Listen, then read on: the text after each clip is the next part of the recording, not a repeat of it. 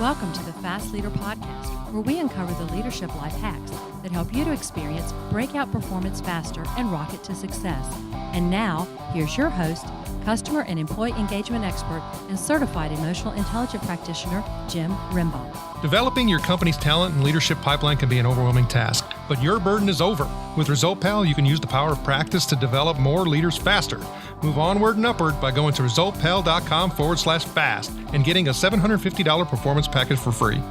All right, Fast Leader Legion, we are going to have a great show today because I have one of those folks that I've admired for a very long time. I think her wit is just as fantastic as her skill and expertise. Her name is Annette Franz, and she grew up on a farm in West Salem, Ohio. She's an animal lover through and through, and as a young girl had dreams of becoming a veterinarian, but an intense dislike for chemistry courses, and you need 6 of those in vet school, and a serious fainting reaction to the sight of blood woke her up from that dream. After completing 3 years of animal science study at the Ohio State University, she moved to Southern California and completed her degree in management at Cal State University. Her love of math and writing came into play when she saw a position for J.D. Power and Associates, and 20 years of career progression through a variety of firms. She continues to call customer experience home.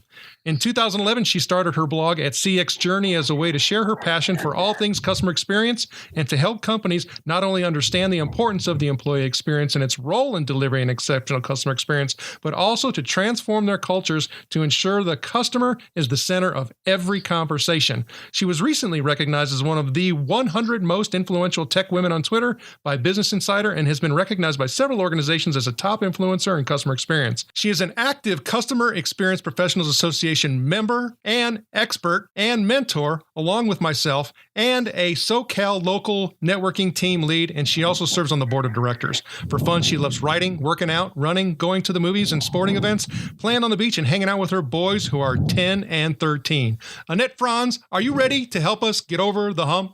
I am ready. Yes, and that was quite the mouthful. Thank you. I think it was all well worth it because, you have gained, yes, a very, not just high, but loyal following within the customer experience space, and it's well earned. So it's been my pleasure. So I've given our Legion a little bit of information about you, but can you tell us what your current passion is so that we can get to know you better? My current passion continues to be customer experience, but you want me to tell you outside of customer experience? I am a fitness nut. I am all about working out, and growing up, I ran in track and cross country. I competed in bodybuilding about 20 years ago, and that's instilled a lot of discipline in me through life and in my career. And I still work out every day, to this day. So that is my passion outside of, my professional life. Well, I know one of the things when you start talking about that passion and an exercise is that, diet and all that comes into it. So tell me, what's the deal with the sushi thing? I hate sushi. I don't eat fish, actually, at all. I hate fish. But throw me a big steak and some potatoes and I'm good. Okay. So I know that, also as a single mom, and, all the things that you have to do in regards to work, home, exercise, and all of that, how do you find time to actually get all of those things accomplished? Because for me, when I look at really the proliferation of your writing, your social media activity, and knowing all of those other things that you have to do, and being a single parent, how do you do that? I'm a workaholic. Hello, my name is Annette, and I'm a workaholic. Yes, that's it. Get up early, prioritize. It's all about prioritizing and making yourself to-do lists. And I've done, my kids are 10 and 13, and by the way, they're absolutely my passion as well. But I say that, fitness is my passion because it gives me sanity so I can deal with everything else that happens throughout the day. But yeah, it really is. It's all about prioritizing and that discipline that I mentioned carries over into my life, and I am a very disciplined person. So it's, I have sort of this schedule and this structure that I go by every day and every week. And, I know when I need to write. I know I live by deadlines and I live by my calendar. So that's how I get through the day. I've also noticed here, I don't know if it's just been a recent epiphany, but it seems to me like when, especially on guests on the show, when they have mentioned that they grew up on a farm, Yep. They all have that kind of discipline. I mean, how is that? It's well, first of all, I come from German parents, so I've got this amazing work ethic that is in my genes. It comes from them, right? But growing up on a farm, I mean, it's hard work. It's hard work. We had beef cows, we had sheep, we had chickens, we had all of it, right? And you got to get up in the morning and feed them and take care of them and do your chores. And at the end of the day, you've got to, come back and do the same thing. You've got crops out in the field. I learned to drive a tractor when I was 12. So, so it is a hard life. It's a lot of hard work, and that alone instills a great work ethic into you. It sure seems like it has, and it's almost like a brotherhood, if you'd say, so to speak, that, everybody seems to have that kind of discipline when it comes from a farm. So, I mean, for me, it's like, do I need to move to the farm and have my kids work it so that discipline will be instilled in them? I wouldn't trade it for the world. People ask me about it all the time. I really, think about how would my life be different had I grown up in the city? And it would have been completely different. Yeah, absolutely. I wouldn't trade it for the world that I grew up on a farm, did all the things that I did, saw all the things that I saw that most people will never see in their lifetime. So it's pretty amazing. So yes, maybe you should move to the farm. I think I might do or get your kids out there now. It's a good time to get them out there now. Definitely.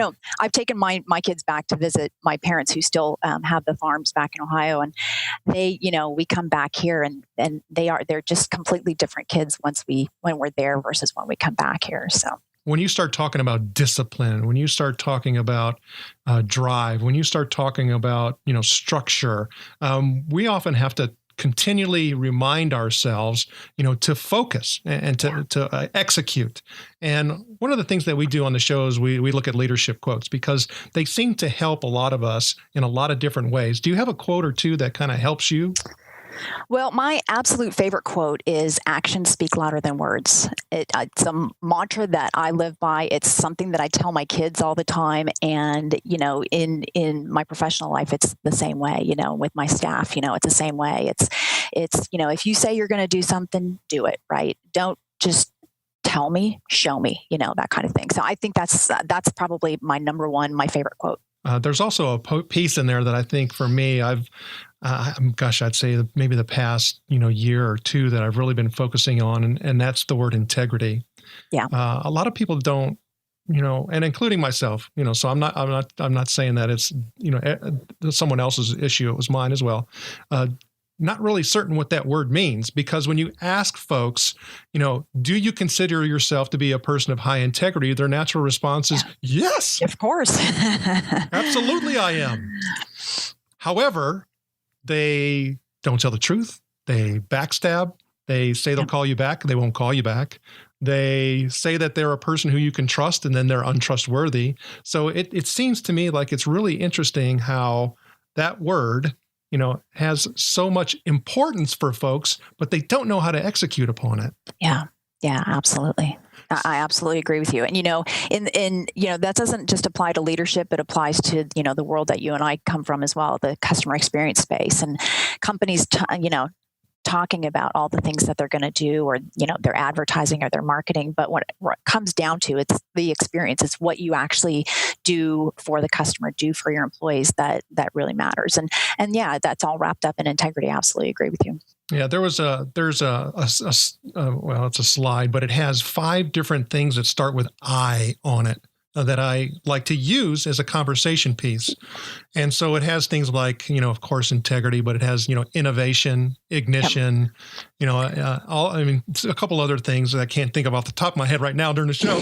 But that's okay. And so I'll ask people, I'll say, of these 5 things that are sitting out there that all start with I, which one is most important to you? Right. And so for me, I work with a lot of contact center leaders, people, in ops that are responsible for customer care and contact centers. And 90% of those folks say integrity. Oh, wow. And it's just overwhelming.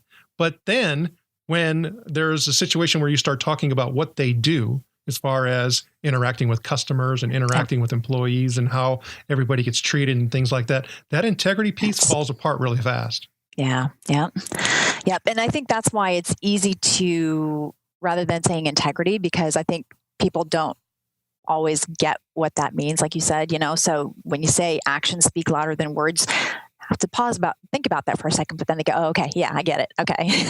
That's a great point. Great point. Thanks for sharing it. When you start thinking about, that transition, and even when you were, had the dream of going and being a vet, and then, and then having the harsh realization that you couldn't make it through chemistry, that's a big hump to get over. And also you made a huge shift from the farm, moving to Southern California. Yep. And I know just because of a lot of the conversations that we've had in the past that, you've had humps. We've all had humps. Can you think of one that you've had to get over that defined you? Well, it's interesting. And I like that you add that defines you, because I wouldn't call it just one hump. I would say it's sort of a series of humps. It's, I've had some challenges in my career. And the interesting thing is, obviously they've made me the person that I am today, the leader that I am today. I won't tell you the story of each hump just so we can protect the not so innocent, but but I feel like each of them strung together really culminates in sort of running into the same wall constantly, hitting the same wall constantly, trying to do right by my staff, trying to do right by customers. And that hump, that wall that I kept running into was the leadership above me, right? So, I was running various departments at different companies and stuff, and it was really about the actual leadership above me. So talking about CEOs and the C-suite, right? And sort of getting in the way and thinking that they're doing the right thing or have the right approach to it, or not supporting what I believe is what's best for my staff or what's best for my clients. And that's something that I've run into so many times. And I would go back and then refer to them as leadership, with air quotes around it, because, leadership is about a lot of different things, right? I mean, it's about, caring about your people. It's about being accountable for your actions.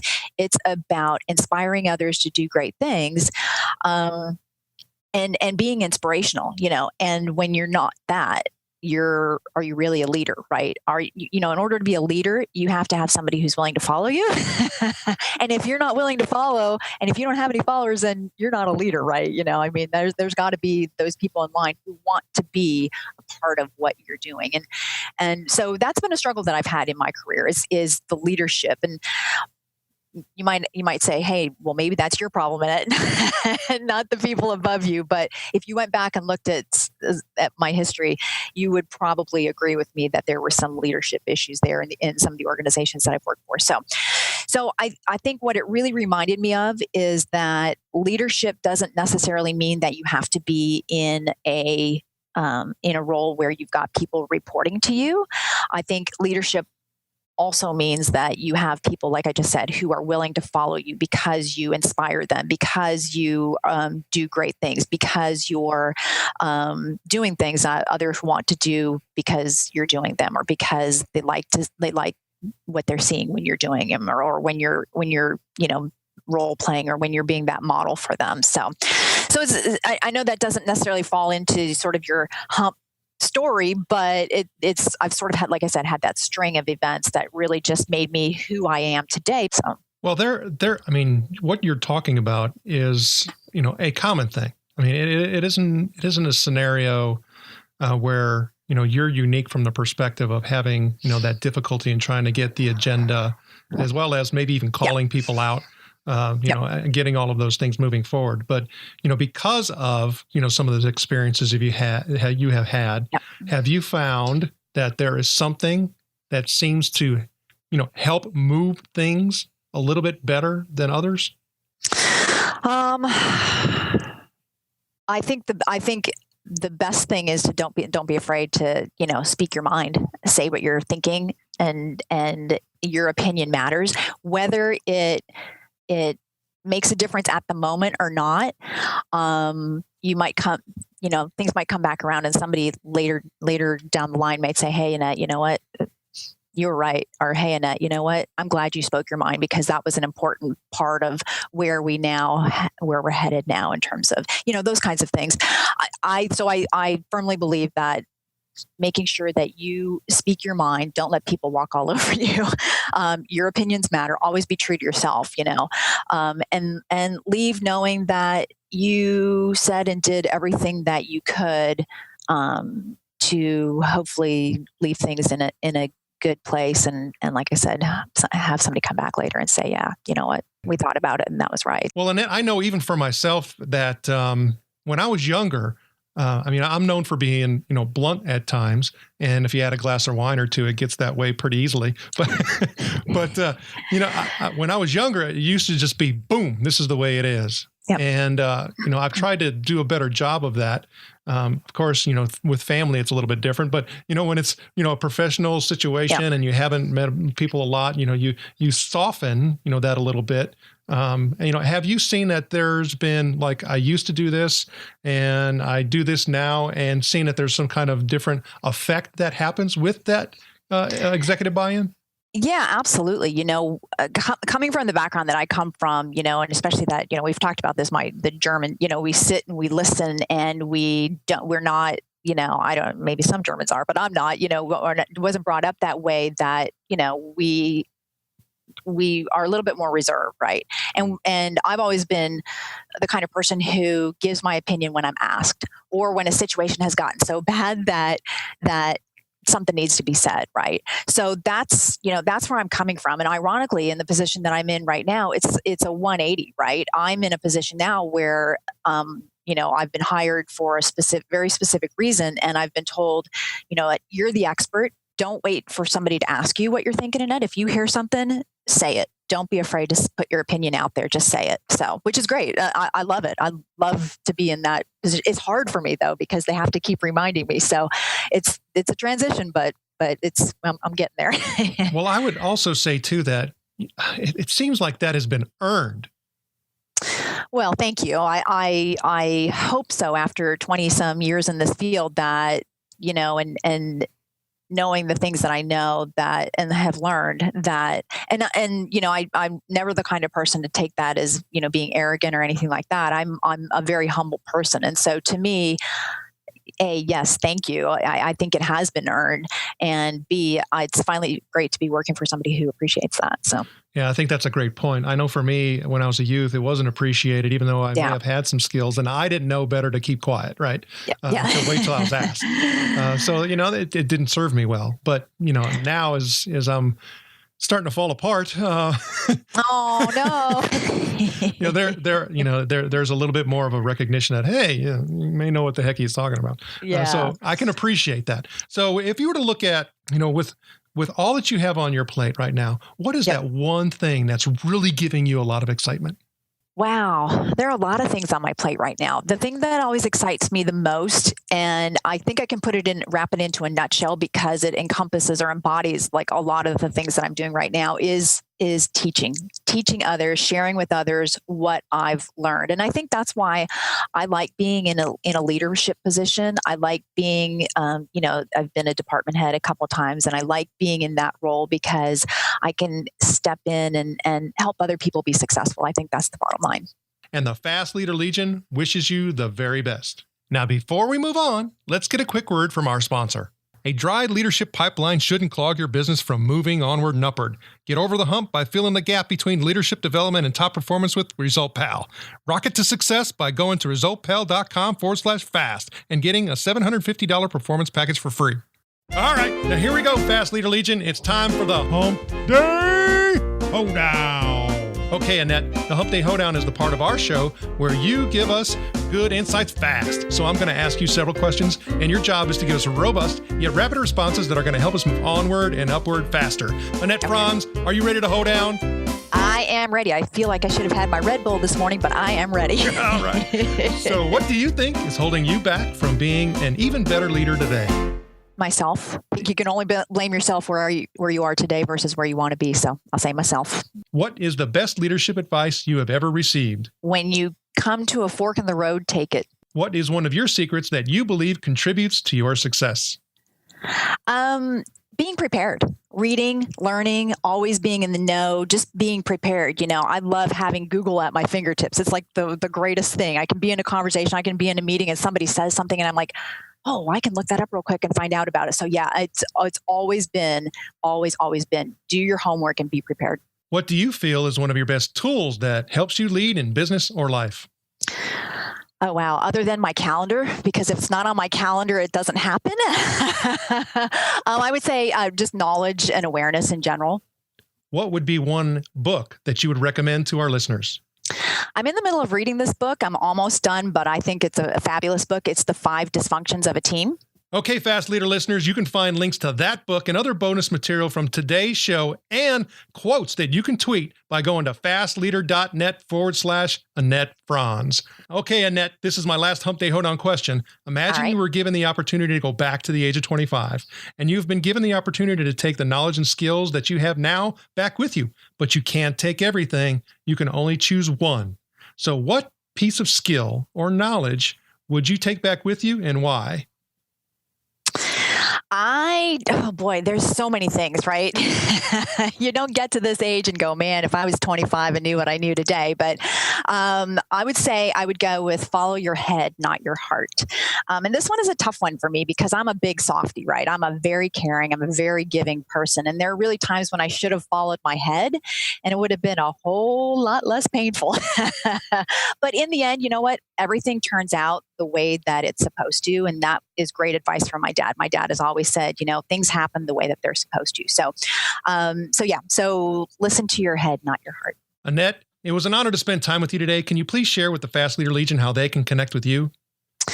Well, first of all, I'd like to say thank you, Jim. I really appreciate you inviting me to participate. This has been a lot of fun. This has been great. I'm always happy to catch up with you and chat with you. A couple of different ways. My blog is www.cx-journey.com or on Twitter at Annette Franz or at CXJourney. Annette Franz, thank you for sharing your knowledge and wisdom. The Fast Leader Legion honors you and thanks you for helping us get over the hump.